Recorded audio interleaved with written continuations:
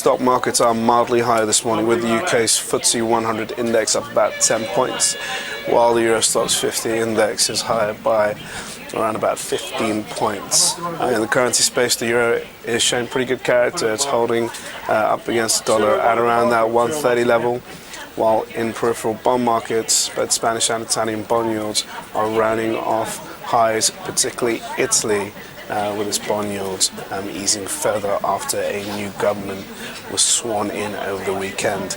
Good morning, I'm Ishaq Siddiqi. It's Monday, brand new trading week. I'm going to give you a quick idea of what's going on.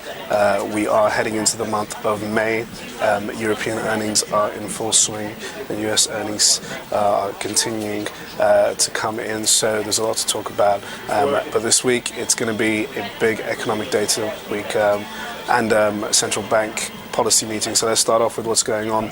European markets are higher this morning. The risk tone is generally a bit more positive, and that is on the back of the political developments in Italy over the weekend. Finally, Italy is out of political paralysis. They've managed to form a broader coalition government with the new PM sworn in, and that was after the president was sworn in for a second term last week. Well, sorry, the week before that. So it's been a few days since then, and it seems like we're on the right path in Italy to start actually getting their political outlook in the right way, so now they can start addressing their finances and put the country back onto a path of economic recovery.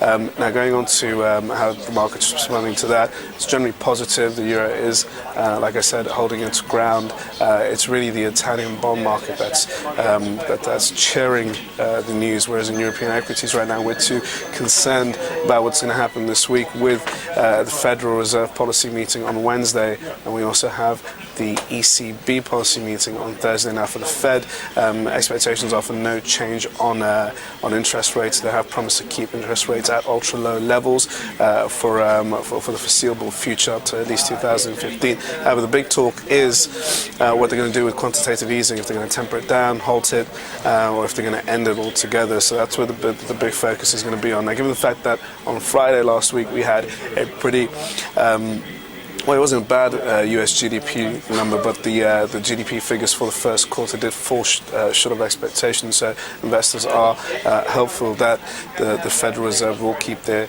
foot on the quantitative easing pedal for the foreseeable future, at least. Now, when it comes to the ECB, the expectations for a rate cut are running high, around about 25 basis points. The implications on the euro are not known just yet, but it seems like it could be euro negative. However, we've had a poor run of European economic data, so there is a case for an ECB rate cut, and as expectations are high, any disappointment on that side could lead to an aggressive sell-off in the market.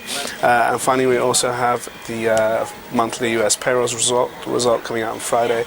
Again, very key for investors to look out for.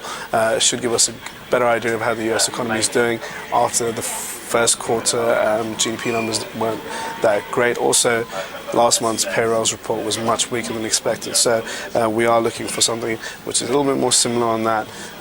Poor reading. Investors don't have their hopes up for a strong number yet, given the fact that we've got these sequester cuts going in the US, and the economy may just be in a spot of trouble in the months ahead, but should resume its recovery towards the later end of 2013.